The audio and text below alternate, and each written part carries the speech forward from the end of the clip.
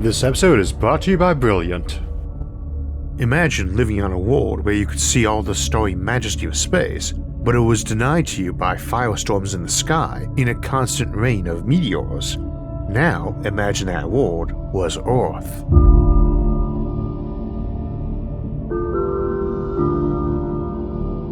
So today we are going to be looking at Kessler Syndrome, a cascade effect in orbit of a planet that clutters it up with dangerous hypersonic debris, and discussing how that can happen, what you can do about it, and the impact it would have on a world. In many cases, this impact will be fairly literal too. A little while back, one of our regular editors on the show, Jerry Gorn, suggested to me that we might do an episode looking at how Kessler Syndrome might happen naturally in orbit of a planet, and if that might make civilizations native to such worlds unable to ever pursue space colonization. I instantly leapt on the idea and put it on the schedule, but it reminded me that I've been meaning for some time to do a Fermi Paradox episode on various scenarios that might keep a technological species planet-bound, like higher gravity or thicker skies or several other options, and so we will be doing a companion video to this one focusing on those other options for this weekend's Sci-Fi Sunday episode. As always, make sure to hit the subscribe, like, and notification buttons for alerts when that and other episodes come out. Today though, while we will discuss that Fermi Paradox case of Kessler Syndrome, natural or artificial, I think we should start by discussing what the heck Kessler Syndrome is, because it sounds more like a disease than a space phenomena. In truth, it has some similarity to a disease too. Kessler Syndrome, also known as the Kessler effect, collision cascade, or ablation cascade, was proposed in 1978 by astrophysicist Donald Kessler as a concern about space pollution. As more and more satellites went up and rockets went up, more clutter accumulated. Now, space is huge, but virtually every object we put up is in low Earth orbit, the region above the atmosphere to about 2,000 kilometers or 1,200 miles up. It is also the place where objects orbit Earth every couple hours or less and are ripping around at about 8 kilometers or 5 miles per second. It is a huge volume even when contemplating millions of objects, a volume bigger than all of Earth's surface and mantle, but the objects in it move fast and they stay there for years. Remember that the atmosphere doesn't just end abruptly at some certain altitude, it just gets exponentially thinner and thinner as you go upward and outward. And the defining attribute of low Earth orbit is that it's as close to Earth as you can get to have little enough air drag that it's possible to keep something at orbital speeds for many orbits without constantly burning fuel. Now, it is astronomically improbable that two of our satellites should ever run into each other while up in orbit, even given that one a meter wide is plowing through a volume of nearly 1 million cubic meters a day, because there's something like 1 billion trillion cubic meters of low orbit space, and two such objects encountering each other at the same time in that volume is about that probable for any given moment. Indeed, even when we've got 1 million such satellites up, these odds don't change much. Satellites might occasionally collide, but the odds of it happening to even one of those million during their typical operational life would be rather slim. Of course, that can be a touch misleading because there is a lot of junk up there and a lot of satellites on similar paths, and we estimate we lose about 1 satellite a year to debris collisions, and once 2 of them collided. That's usually assumed to have been accidental, but it is worth noting that it's pretty easy to make them intentionally collide. Artificially and intentionally generated Kessler Syndrome is a real concern as a potential threat. However, space is full of plenty of natural objects in orbital space too, ranging in size from grains of dust to dinosaur-obliterating asteroids.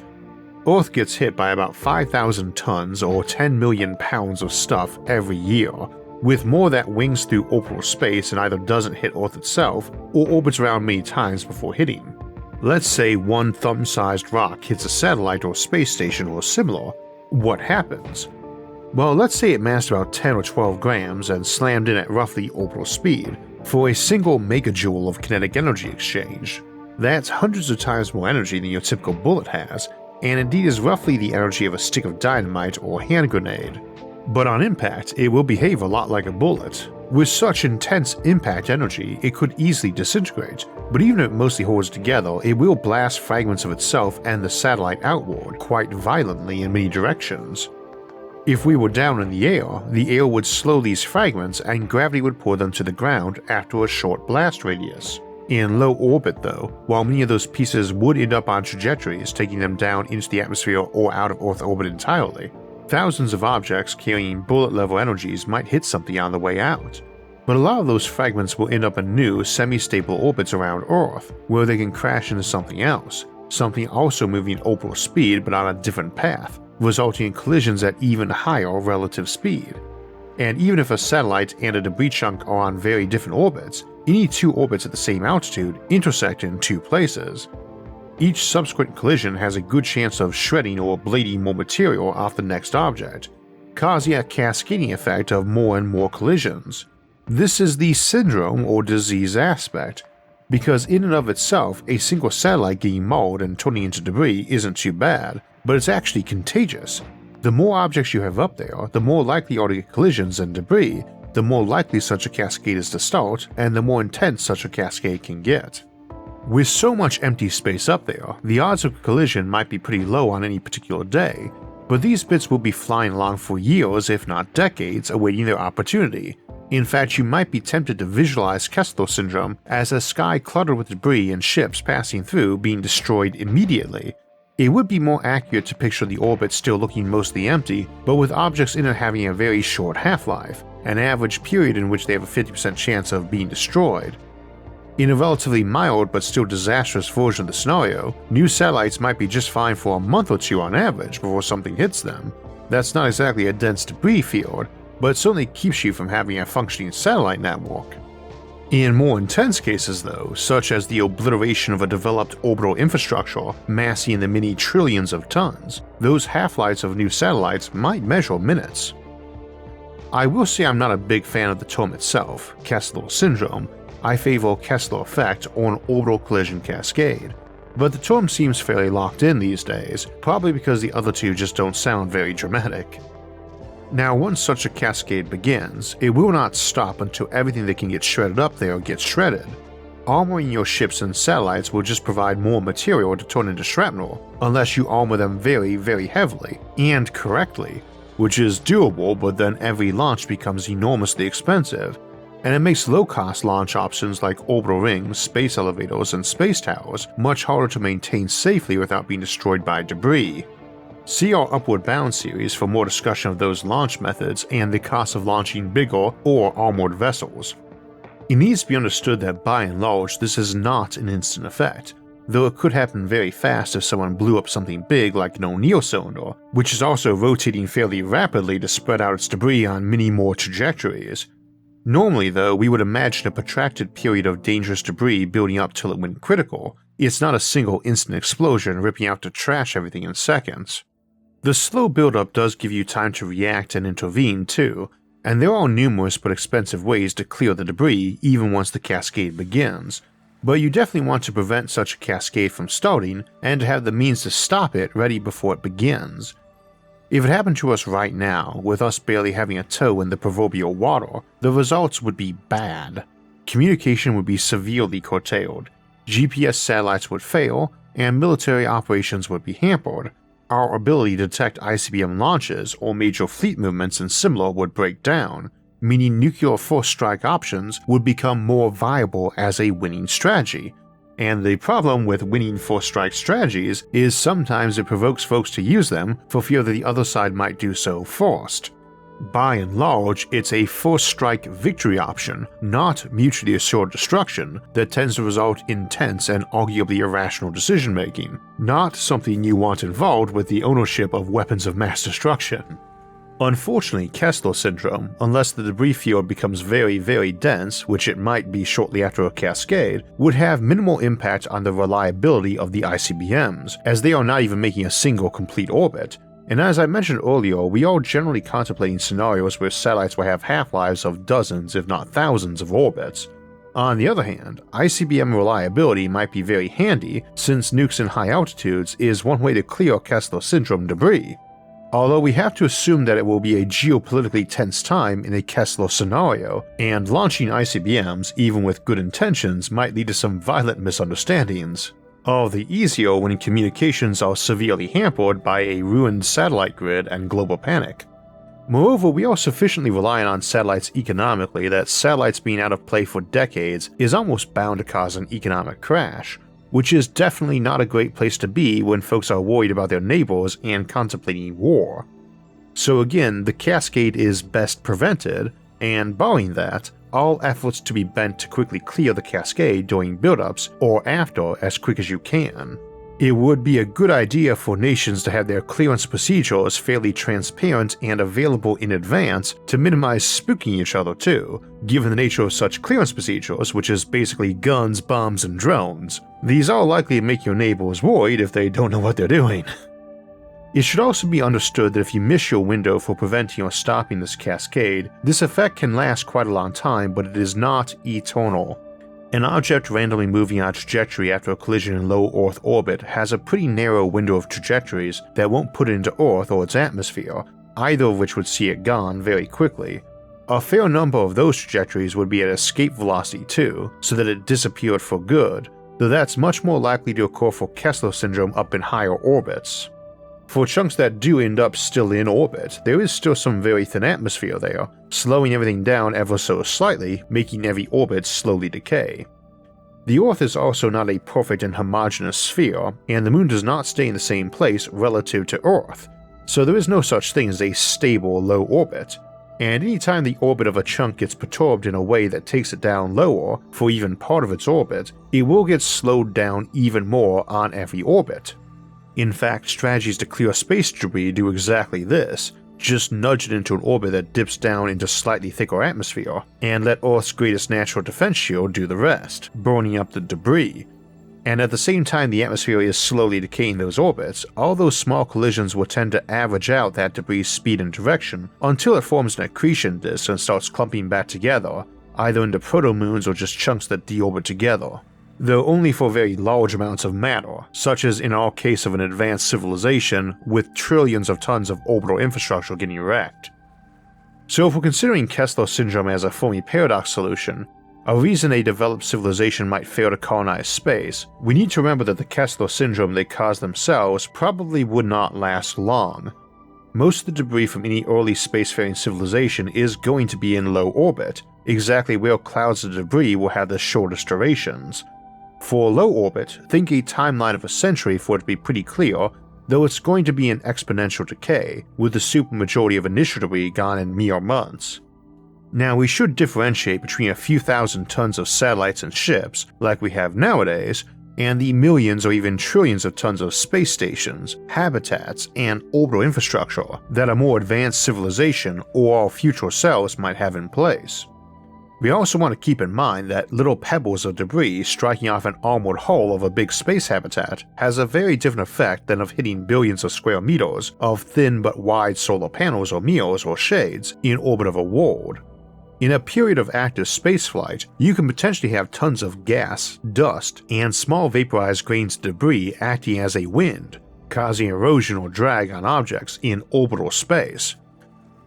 Up in medium or high orbit, and certainly above geostationary orbit, debris can persist much longer, almost indefinitely in terms of civilization timelines, for distances significantly farther from Earth than its own radius, though the perturbing effect of the Earth-Moon system is probably going to be too strong for any natural debris cloud to persist for geological timelines. The relative absence of any space debris of a natural variety hanging around Earth speaks volumes as to how quickly it tends to disappear, but the situation could be different on other planets. You could think of Saturn's rings as an extreme case of naturally occurring high-orbit Kessler Syndrome, but you should keep in mind that Saturn's rings are out where its atmosphere is not a factor. Saturn also has moons with cryovolcanoes that replenish the rings, and shepherd moons that keep the material of the rings from escaping Saturn's orbit, but also help keep it from coalescing into more moons. For many years, we believed Saturn's rings were inherently unstable, 100 million years old at most, formed by a collision with a comet.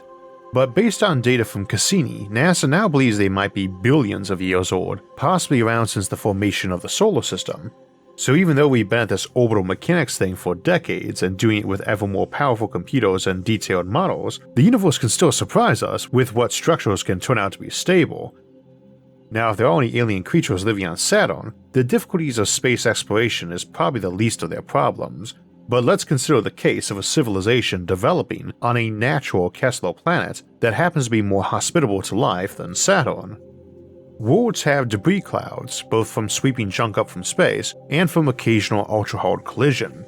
Indeed, we believe our entire moon formed from one such collision and the huge cloud around proto-Earth it left, and we imagine the majority of that cloud either fell back down to Earth or wandered off elsewhere in the solar system. Smaller collisions of the dinosaur killer size or less are going to send debris up into space. For that matter, while a volcano, even the super powerful kind, cannot throw debris into orbit here on Earth, worlds of lesser gravity might be able to get that. A tectonically active low-gravity world might have a constant debris cloud replenished by its own volcanoes. Nonetheless, the main way a planet would tend to get a big debris cloud would be the capture of a new small moon that was inside the Roche limit of the planet. The Roche limit is the distance an object held together by its own gravity can be from a bigger object, like Earth, and not be pulled apart by that object's bigger gravity. Basically where that other object exerts more force upward on that smaller body's surface than its own gravity pulls the ground back down, causing the dirt to rain upward. For context here, an object 1,000 kilometers across, like Ceres, which is either a dwarf planet or the largest asteroid, has a surface gravity of just 3% what Earth's is.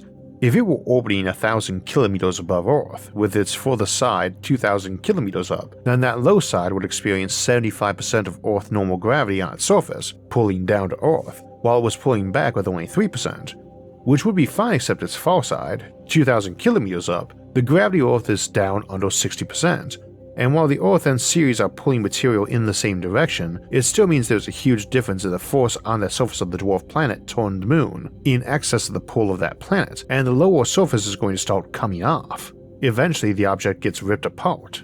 Though think of this as a slow erosion, not an explosion.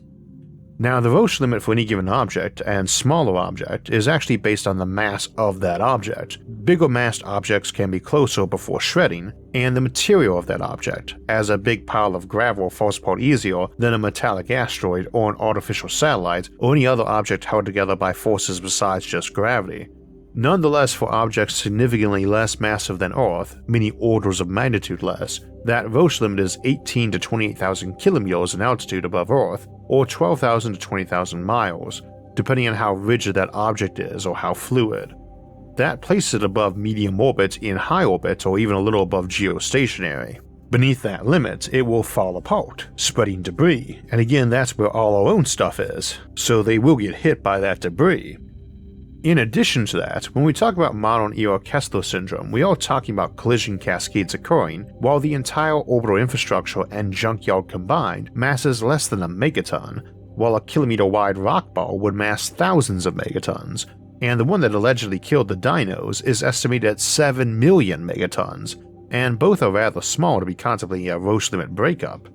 So any object disintegrating from gravitational tidal forces near a planet is dumping millions or billions of times more debris as it goes, and as an example, a small moon like Phobos around Mars, which isn't that far over the Roche limit for Mars, if it got hit by a decent sized asteroid, might get whacked down toward that Roche limit even as millions of tons of debris sprayed loose and begin orbiting with it to cause constant collision cascades, which might further drop that moon, eroding it over a protracted time while causing a near-constant replenishing of debris around that planet, each bit of which increases the odds any near-miss asteroid passing by that planet will get whacked and set off another collision cascade. Earth's single enormous moon tends to prevent us having other smaller and closer moons, and its perturbation makes orbital debris shorter-lived before burning up in our atmosphere. Many think our big moon is a major factor in why Earth has life, what we call a great filter of the Fermi paradox. However, that is speculative, and Earth without our moon is big enough. It might have several smaller and closer moons, much like the gas giant planets have, and they have all got rings of debris in moons which may have undergone Roche limit shredding before or even currently. Many solar systems might have far more asteroids or temporary heavy amounts of them. Any collision in a solar system between larger bodies will generate them, as would any supernova inside a reasonable distance, and while such swarms of deadly hypersonic bullets and bigger asteroids is not very friendly to life, like the dinosaurs, there is likely to be a number of middle grounds or scenarios where a planet might have rich debris rings or clouds for tens of thousands of years or longer, while still enjoying a livable surface. Incidentally, you can actually get Kessler Syndrome at the solar scale, and it is a real concern for K2 civilizations, Dyson swarm builders, not just those around one planet, especially for a fully built habitat swarm which might have hundreds of Earth's worth of material in the form of rotating habitats, and in thin solar collectors and heat radiators.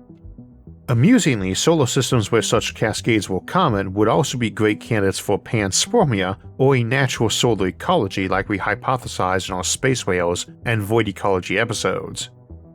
Anyway, could such a civilization actually get into space, one that came from a Kessler planet?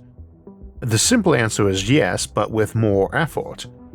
It is also possible they might look up, see that, run the numbers when they are still barely inventing rockets, and decide it was a doomed effort.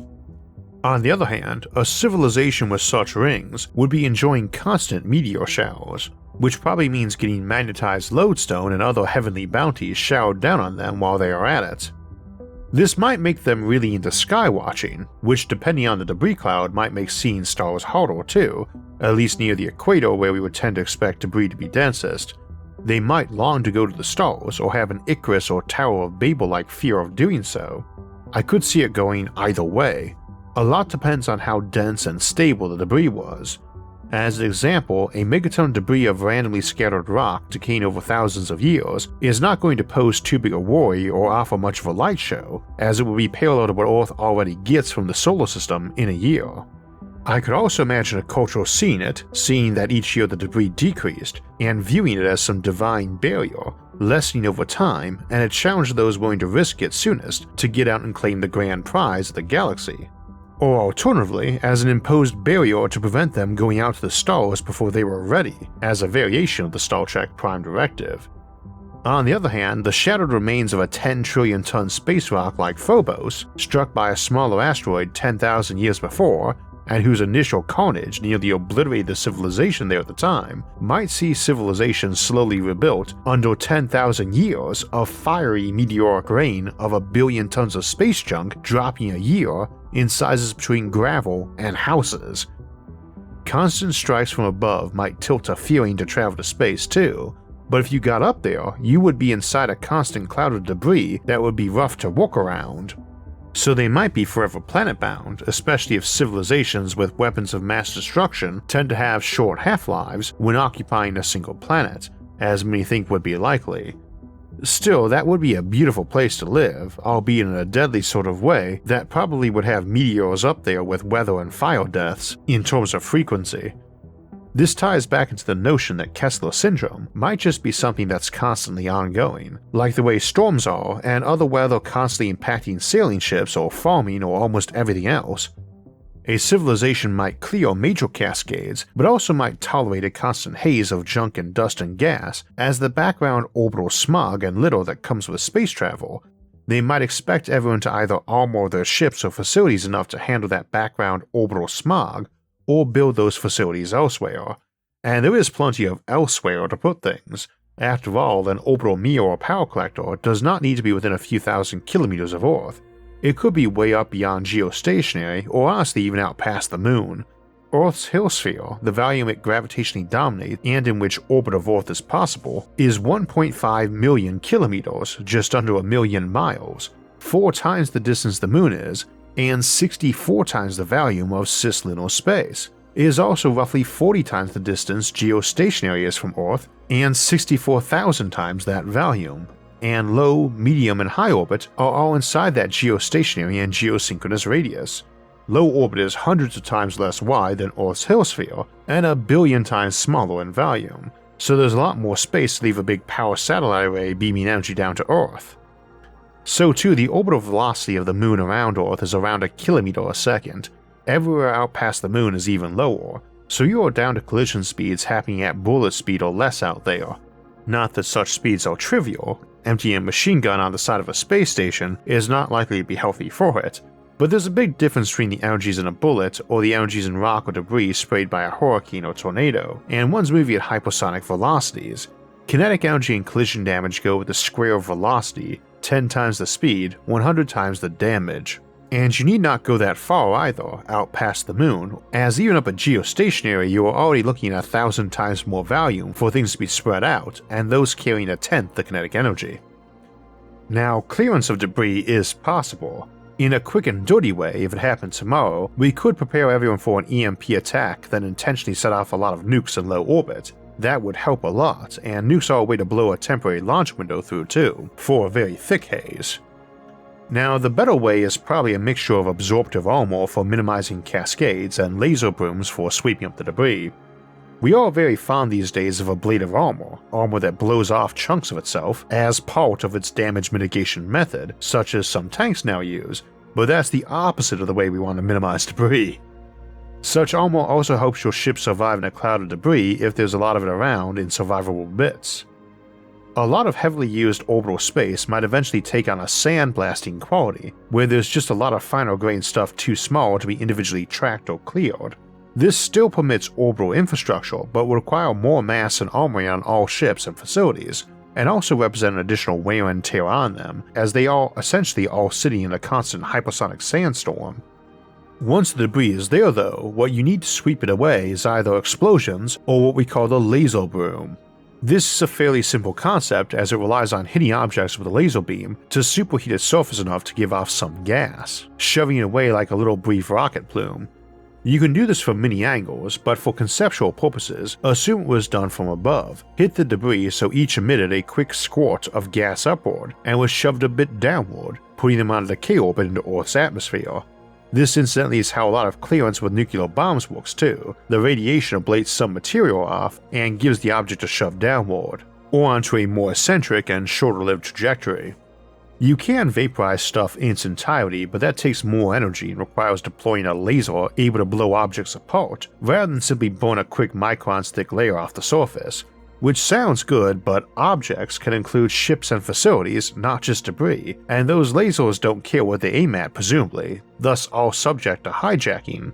So lower powered and more numerous and also automated lasers is a good approach, as in space, hitting an object with a laser is child's play, so you have a big radar grid and lots of smaller lasers, automatically targeting smaller objects, much smaller than a person, and not next to anything large, or that doesn't have a friend-foe transmitter.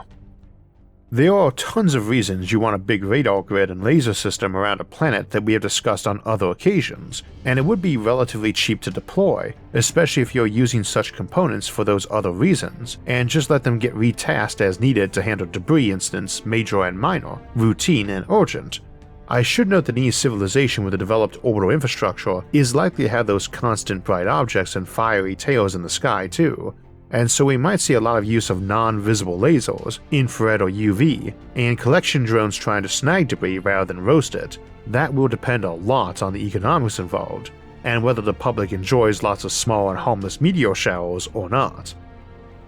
So Kessler Syndrome is definitely a threat to our future in space, and one we and any other civilization should take seriously, natural or the product of our own voyaging out. But it is a manageable one and possibly a fairly majestic problem to see managed. We'll be discussing some of those harder to manage obstacles to reaching space in this weekend's episode. So we have a couple of announcements along with our upcoming schedule, but first, we spent a lot of time talking about orbital mechanics today, and those can be confusing to folks, but do become a lot clearer with some practice and examples. And there's some really good explanations and interactive quizzes in Brilliant's course on gravitational physics. Their hands-on, visual approach to learning is the most effective way for you to learn, and their ever-growing catalog of courses in math, science, and computer science give you many topics to pick from. Another thing we were talking about was how clearing space debris in the future might require automated lasers to make split-second decisions to fire, and while these days the idea of quick computer decisions is very familiar, we are often less familiar with how those computers make such decisions. For instance, did you know most of these decisions can be broken down into very simple processes?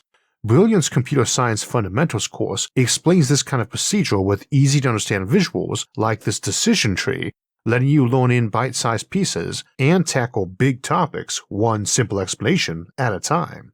To get started for free, visit brilliant.org/IsaacArthur or click on the link in the description, and the first 200 people will get 20% off Brilliant's annual premium subscription.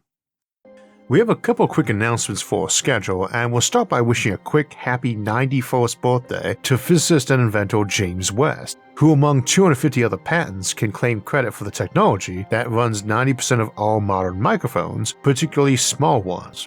As someone who spends a lot of time recording and on the phone, I'm rather grateful for those audio improvements he and others have made. When you have a speech impediment, anything that makes you easier to understand by phone or recording is very appreciated. Second, speaking of audio, I mentioned that ring planets like Saturn could be thought of as extreme cases of natural Kessler Syndrome, and while rings of ice and rock would be a real problem if you lived on a planet's surface and wanted to leave, they would be great if you happened to be a squid-like creature that lived in the vacuum in those rings. If you're curious what life in the rings of a gas giant might be like, I highly recommend a short audio story called Momentum, written by my friend and longtime SFI editor Jerry Gorn, who co-wrote this episode and several others. You can listen to Momentum and a lot of other very unique sci-fi and fantasy from Jerry that I've thoroughly enjoyed over on his channel Jerry's Stories, or at the link in the description. And I'll include a code for that and put it in the episode description. Jerry was also the one who suggested today's episode, though I decided to split it into two to contemplate its effects on the Fermi paradox and add in some other spacefaring hurdles, like not having fossil fuels or other scenarios, natural or artificial, which might imprison a civilization on their homeworld, and that will be our topic for this weekend's Sci-Fi Sunday episode. One other case folks often mention for that are worlds where the gravity is too high to let them send rockets into space, super-Earths, and so next week we will examine those and how life might evolve on them and how we might colonize them. Then we'll finish out February with a look at building water worlds and marine space habitats, and our next livestream Q&A on Sunday, February 27th. Then we'll jump into March with a look at nuclear transmutation and alchemy. Now if you want alerts when those and other episodes come out, make sure to subscribe to the channel and hit the notifications bell. And if you enjoyed this episode, please hit the like button and share it with others, and leave a comment below. You can also join the conversation on any of our social media forums, find our audio-only versions of the show, or donate to support future episodes, and all those options and more are listed in the links in the episode description. Until next time, thanks for watching and have a great week.